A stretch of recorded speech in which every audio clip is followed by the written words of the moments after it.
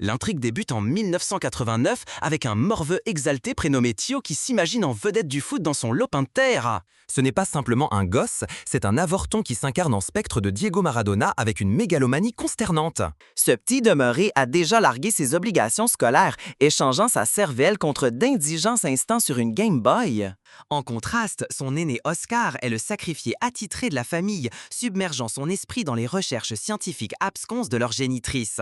Leur mère, prétendument une scientifique de génie, s'est volatilisée des années plus tôt suite à une connerie cosmique avec des forces qu'elle était manifestement incapable de dompter. Oscar s'occupe de l'intendance complète, allant de nourrir une tortue baptisée Pépé à concocter les repas pour son cadet. Tio, ce petit vaurien manipulateur, s'enfiltre dans sa propre demeure par une fenêtre pour fuir les répercussions de ses fiascos académiques. Oscar, endossant le rôle de parent bénévole, examine les devoirs fantômes, puis pense les plaies que Tio s'est auto-infligées. Leur unique figure d'autorité est leur grand-mère, qui orchestre les dynamiques familiales alambiquées. Oscar se cramponne à l'illusion désespérée que leur mère est juste piégée dans une singularité temporelle plutôt que d'avoir purement et simplement déserté leur existence. Son grand dessein est de devenir lui-même scientifique, une démarche pittoresque pour déchiffrer les travaux ésotériques de sa mère afin de l'extraire du vide. Tio, véritable porte-voix des ondits du coin, bug la thèse la plus plausible selon laquelle leur mère s'est juste barrée avec un homme marié. Oscar, de manière prévisible, disjoncte complètement, tentant de pulvériser les rumeurs en jurant de rafistoler ce putain de bordel familial. Ce soir-là, leur aïeul emploie leur sifflet familial secret pour convoquer Oscar à une discussion sérieuse. Elle lui recommande de faire preuve de patience face à la conduite de Tio, bien qu'Oscar juge cela ardu. Le jour suivant, Oscar glande dans une écope du quartier lorsque la fille du gérant, la sublime Elena, surgit et pulvérise totalement sa contenance. Cette divinité le convie à une répétition de danse, mais l'adolescent socialement inepte ne parvient qu'à balbutier un refus, dissimulant piteusement son obsession pathologique. Il croise de nouveau la ravissante Elena, mais cette fois son frère lui est greffé tel un morpion, se posant en obstacle humain ultime. Lorsqu'Elena propose à Oscar une nouvelle opportunité d'aller au cinéma, Tio le coupe et déclare que son aîné est débordé par des questions scientifiques. Totalement castré, Oscar se tare chez lui et balance son frère à l'oreilleule comme une pleureuse. Cette même nuit, la grand-mère surprend Tio tandis qu'il tente de s'introduire en douce dans la maison. En représailles, Tio est puni et laissé seul au domicile, plantant le décor pour un événement chaotique. Il déniche le dernier dossier de recherche de sa mère et, dans un élan d'arrogance proprement stupéfiant, se met à métamorphoser l'œuvre de sa vie en putain d'avion en papier. Il met aussi la main sur sa dernière photo connue, laquelle est flanquée d'une feuille de papier arbordant des coordonnées. Il se saisit du cliché, démontrant que même ce petit nuisible possède une once microscopique de sentimentalité. Dès l'instant où Oscar franchit le seuil, Tio replace frénétiquement les recherches souillées dans leur dossier dans une tentative pitoyable de masquer son saccage. N'ayant pas le temps de dissimuler le papier, il glisse vivement le document portant les coordonnées au sein d'une encyclopédie. Tio surprend alors Oscar confiant son chagrin dévastateur concernant leur mère à son confident reptilien, Pépé la tortue. Touché par une infime lueur d'empathie, Tio se résout à localiser le toit de la photographie. Juché sur le toit, il dévore une banane puis balance nonchalamment la peau par-dessus bord, en parfait connard de pollueur. Mais au lieu de chuter, la peau se distord simplement jusqu'à s'évanouir dans un vortex d'énergie lumineux au son d'un étrange grésillement électrique, un délire total. Bousculé par cette étrangeté, il baisse le regard et constate que les lois de la physique ont visiblement pris des congés. Il catapulte ensuite ses patins à roulettes dans l'anomalie, les observant se dissoudre dans le même vide. Stupéfait et captivé, il se met à lancer d'autres objets dans le portail pour les contempler s'évanouir. Il regagne la maison en se traînant, prêt à scotcher Oscar avec l'annonce de sa trouvaille qui défie la réalité. Pas de chance, Oscar vient de constater le saccage de Tio, découvrant les recherches inestimables de sa mère métamorphosée en oubliette d'origami. Un affrontement fraternel monumental explose entre eux, nourri par le chagrin et une crasse bêtise. Tio tente d'exposer sa découverte du vortex, mais Oscar est trop furibond pour lui prêter l'oreille. Leur altercation est stoppée net par leur grand-mère, qui, excédée par leur chamaillerie, les recadre tous les deux. Oscar, avec une puérilité affligeante, rejette la faute sur Tio pour toute leur situation avant de chercher refuge auprès de sa tortue, ignorant son frère avec une arrogance consumée. Dans un geste de vengeance absolument ignoble, Tio saisit l'innocent Pépé et catapulte le pauvre animal directement dans le vortex. En retournant au domicile, il aperçoit Oscar cherchant frénétiquement la tortue et prend conscience de la gravité de son geste.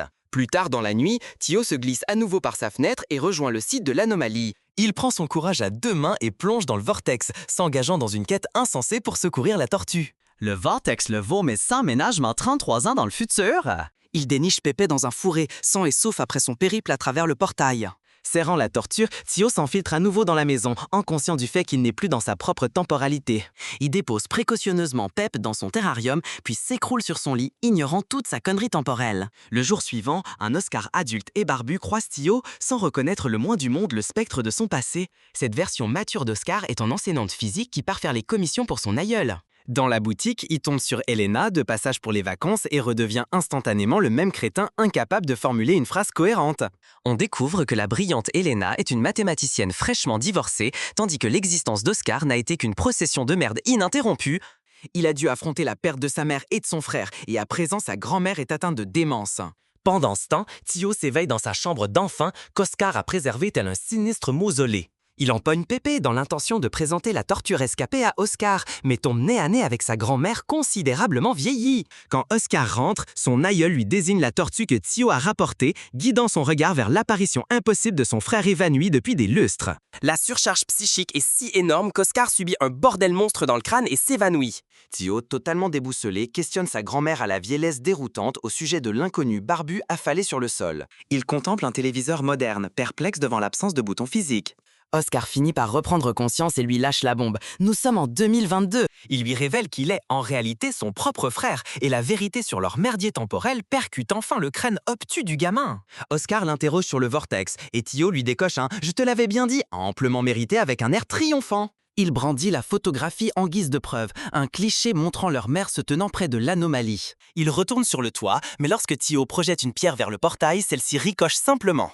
Oscar, le soi-disant physicien, en conclut qu'il s'agit d'un portail à sens unique, ce qui confirme qu'ils sont royalement baisés. Leur unique solution est de dénicher un autre vortex qui leur permettra de revenir en 1989. En bas, Oscar retrouve les vieux patins à roulettes, pendant que Tio est hypnotisé par un smartphone. Oscar précise que cet appareil compact fait office d'appareil photo, de téléphone, de baladeur musical et de console de jeu. Soudain, l'illumination frappe Oscar qui comprend que le lancer de tortue de Tio était un acte purement délibéré. Ils tentent d'exposer leur situation grotesque au supérieur d'Oscar, qui en déduit logiquement qu'ils sont tous les deux complètement cinglés. Le supérieur suggère qu'Oscar devrait consulter le thérapeute qui a traité ses précédentes crises d'angoisse. Il est révélé que cette thérapie judiciaire découlait d'un incident où Oscar a planté un étudiant avec un crayon. De retour au domicile, il croise Camila, l'aide à domicile qui prend soin de leur grand-mère.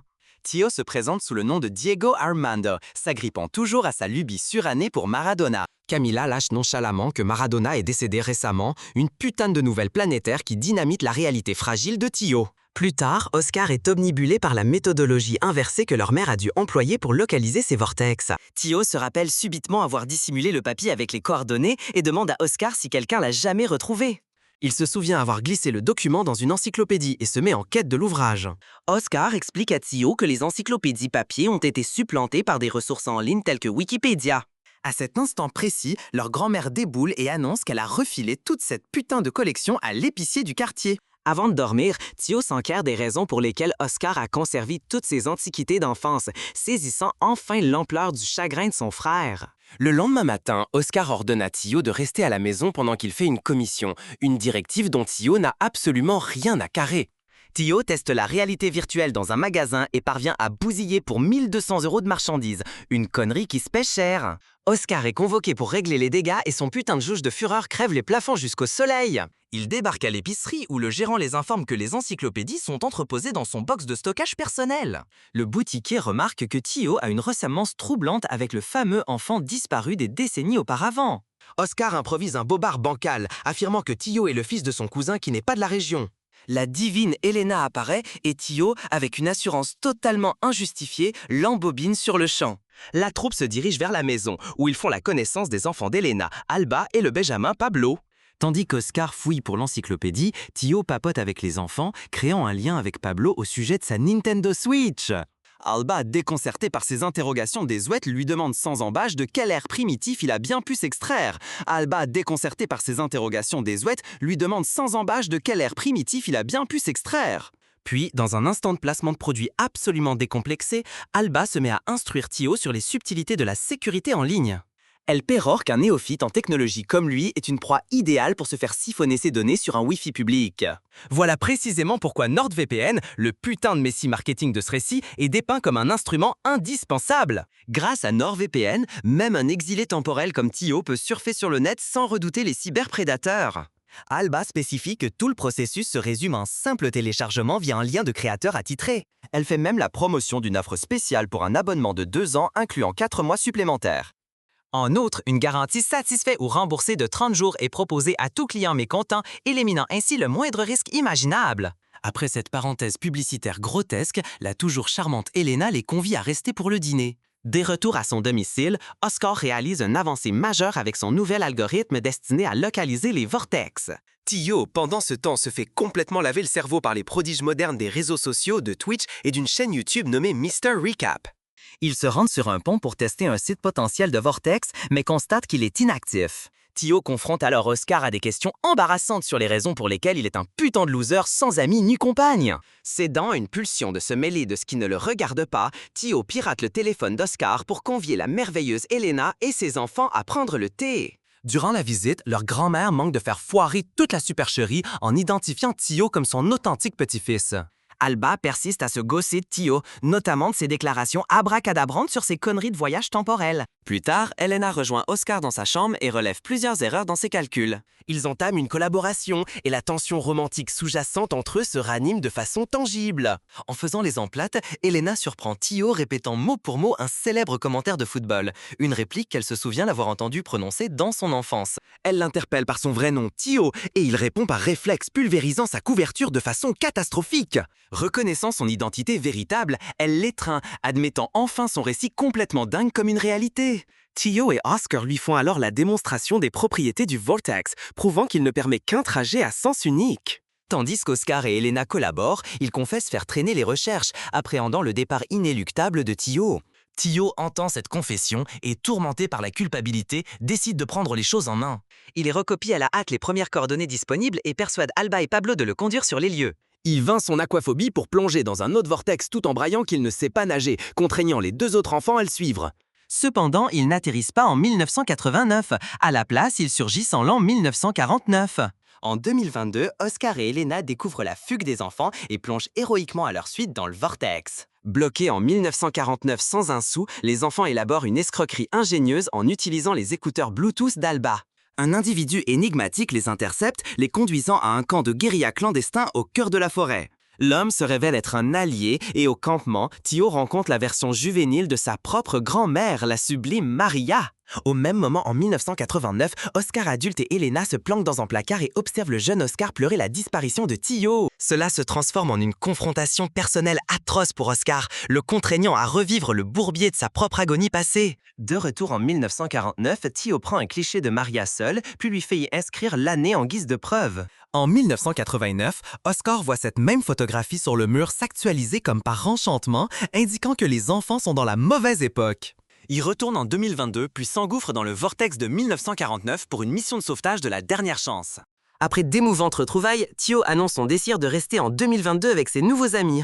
Oscar est contraint de le faire culpabiliser pour qu'il rentre, en lui expliquant le putain de traumatisme dévastateur que sa disparition a engendré. Et quittant en 1949, ils aperçoivent leur jeune grand-père en train de courtiser leur grand-mère, Maria. Ils rapportent quelques-unes de ses pâtisseries artisanales en 2022 et les offrent à leur grand-mère, qui en reconnaît instantanément la saveur. Les 2 frères se tiennent enfin devant le vortex, prêts pour un autre putain d'adieu déchirant. Tio franchit le portail et refait surface à son époque d'origine, une semaine après s'être volatilisé. Un jeune Oscar le repère dans la rue et se précipite vers lui en sanglotant, terrassé par le soulagement. Tio brodait une histoire abracadabrante selon laquelle il aurait été kidnappé par des bandits qui en auraient profité pour voler la tortue. Oscar explose de rage, persuadé que Tio affabule et se met à saccager les précieuses recherches de leur mère. Pour crédibiliser son récit, Tio dégaine le smartphone qu'il a fauché du futur comme une putain de preuve irréfutable. Il révèle que leur mère est égarée dans le temps et somme Oscar de se tuer à la tâche scientifique pour la secourir. Il lance également un avertissement solennel qui interdit à Oscar de se rapprocher d'Elena, prétendument pour préserver son destin. 20 ans plus tard, les frères désormais adultes passent du temps ensemble jouant aux jeux vidéo dans une nouvelle demeure. Elena, désormais libre et divorcée, leur rend visite et après une vie de désir pathétique, Oscar prend enfin son courage à 2 mains pour aborder la femme qu'il aime.